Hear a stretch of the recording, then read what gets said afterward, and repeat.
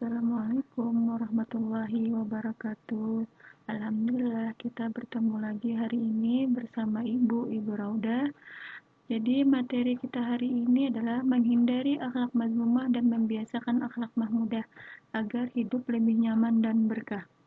Tujuan pembelajaran hari ini yaitu pertama, menganalisis manfaat menghindari sikap marah, menumbuhkan sikap kontrol diri dalam kehidupan sehari-hari, pengertian, dalil, macam, dan manfaatnya. Yang kedua, menyajikan paparan tentang menghindari perilaku marah, menumbuhkan sikap kontrol diri. Yang ketiga, meyakini bahwa sikap marah merupakan larangan dan sikap kontrol diri dan berani adalah perintah agama. Yang keempat, menghindari sikap marah dan membiasakan sikap kontrol diri dalam kehidupan sehari-hari.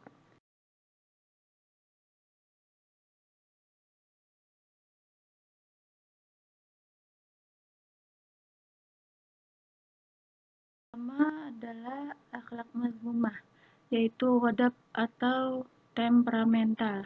Pengertiannya secara istilah, ghadab adalah emosi yang terjadi akibat ketidaksenangan terhadap suatu keadaan, sifat seseorang yang mudah marah karena tidak senang dengan perlakuan atau perbuatan orang lain. Marah adalah perbuatan emosional yang menimbulkan penyerangan dan penyiksaan guna melampiaskan dan mengobati apa yang ada dalam hati. Marah adalah tekanan nafsu dari hati yang mengalirkan darah pada bagian wajah dan mengakibatkan kebencian kepada seseorang. Dalil larangan marah. Quran Surah Al-A'raf ayat 200, yang artinya, jika setan benar-benar menggodamu dengan halus, berlindunglah kepada Allah, sesungguhnya Dia Maha Mendengar lagi Maha Mengetahui. Dari Abu Hurairah radhiyallahu an, dia berkata, Rasulullah shallallahu alaihi wasallam bersabda, orang kuat bukanlah yang kuat dalam bergulat, namun orang yang mampu menguasai dirinya tatkala ia sedang marah. Hadis riwayat muttafaqun alaih. Penyebab sifat marah terbagi menjadi dua, faktor fisik dan faktor psikis. Yang pertama, faktor fisik bisa terjadi karena yang pertama, kelelahan yang berlebihan, kekurangan zat-zat tertentu dalam tubuh, reaksi hormon kelamin, dan ketergantungan alkohol. Kemudian yang kedua, faktor psikis bisa terjadi karena ujub atau bangga terhadap diri sendiri, perdebatan atau perselisihan, senda gurau yang berlebihan, ucapan yang keji dan tidak sopan, sikap permusuhan kepada orang lain, depresi, rasa cemas yang berlebihan, gangguan perkembangan saraf, kepribadian ganda, dan rasa sedih.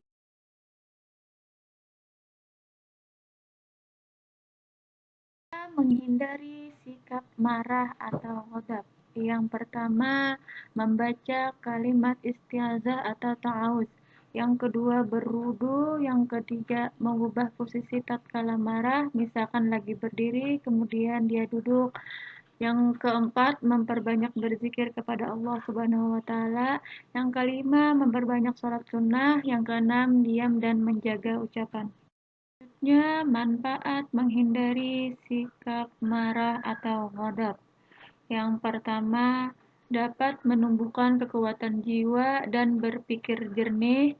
Yang kedua, dapat menjadi orang yang kuat. Yang ketiga, tidak merugikan orang lain dan lingkungan sekitar.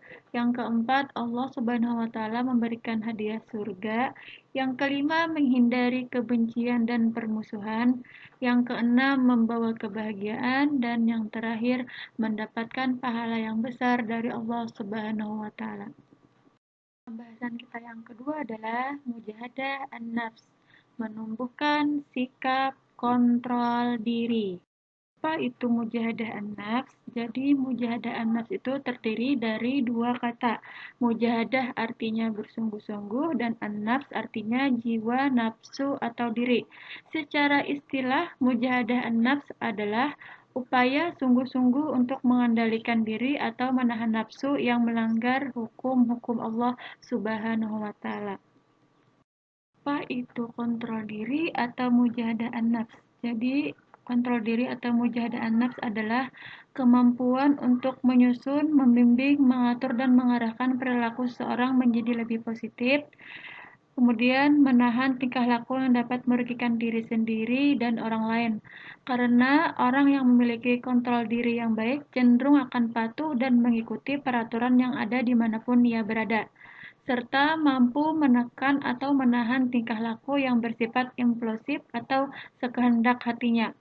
Kemudian, mampu menahan reaksi yang bersifat negatif terhadap sesuatu dan mengarahkannya menjadi reaksi yang lebih positif.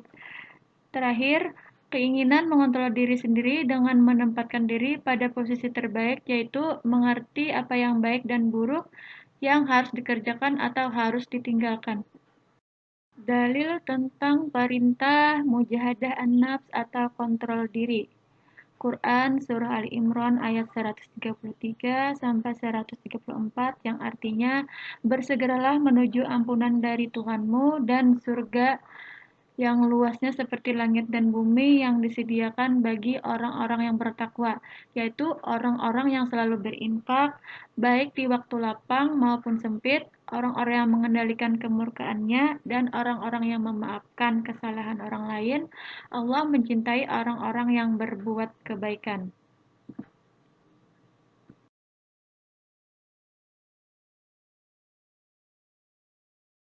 Cara menerapkan kontrol diri dalam kehidupan.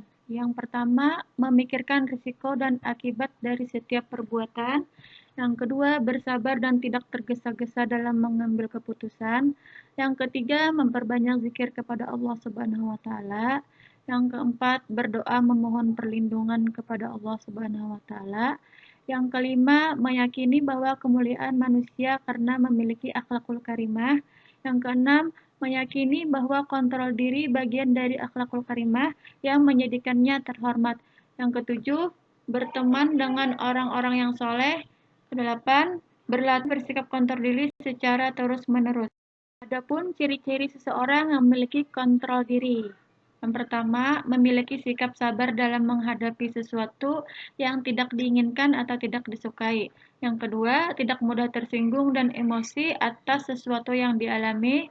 Yang ketiga, selalu mendekatkan diri kepada Allah Subhanahu wa taala untuk menenangkan suasana hati di dalam dirinya.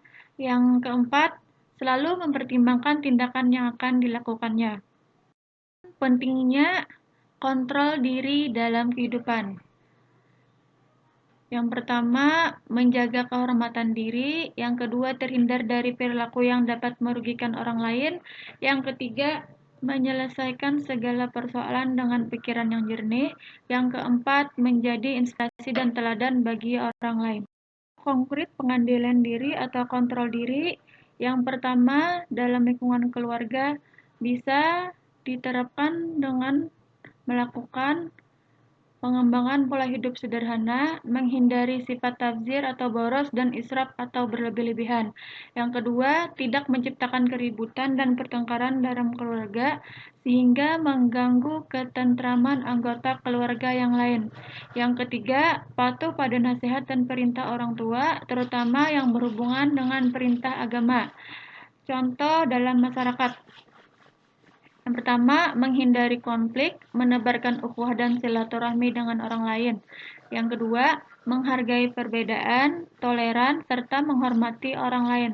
Yang ketiga, patuh dan tunduk pada norma dan aturan yang berlaku di masyarakat, baik norma yang tertulis maupun adat istiadat yang berlaku. Yang terakhir, dalam lingkungan sekolah.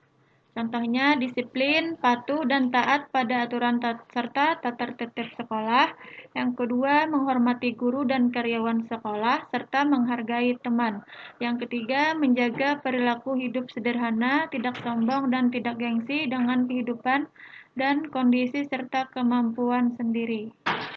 Manfaat kontrol diri dalam kehidupan. Yang pertama, mampu menahan emosi dengan baik, sehingga dapat meminimalisir akibat negatif dari perbuatan yang dilakukan tanpa pertimbangan secara matang. Yang kedua, terhindar dari sifat rakus, serakah, dan tamak, khususnya kontrol diri dalam harta. Yang ketiga, terhindar dari kesalahpahaman yang tidak perlu, tidak cepat bereaksi negatif terhadap masalah yang timbul. Yang keempat, sabar dan optimis dalam menghadapi musibah dan cobaan dari Allah Subhanahu wa taala. Yang kelima, mampu bergaul dan bersosialisasi dengan baik di masyarakat. Yang keenam, selalu ingat akan pertanggungjawaban semua perbuatan kepada Allah Subhanahu wa taala termasuk lepas kontrol. Yang ketujuh, hidup menjadi tenang dan damai. Kedelapan, mewujudkan dan memperkuat ukhuwah insaniyah. Kesembilan, dapat menahan setiap luapan emosi diri. Yang kesepuluh, terhindar dari sifat iri, dengki, ria, takabur, dan tidak rela dengan takdir Allah Subhanahu wa taala. Ya, itulah tadi materi yang kita bahas hari ini mengenai menghindari akhlak mazmumah dan membiasakan akhlak mahmudah agar hidup lebih nyaman dan tentram. Terima kasih. Assalamualaikum warahmatullahi wabarakatuh.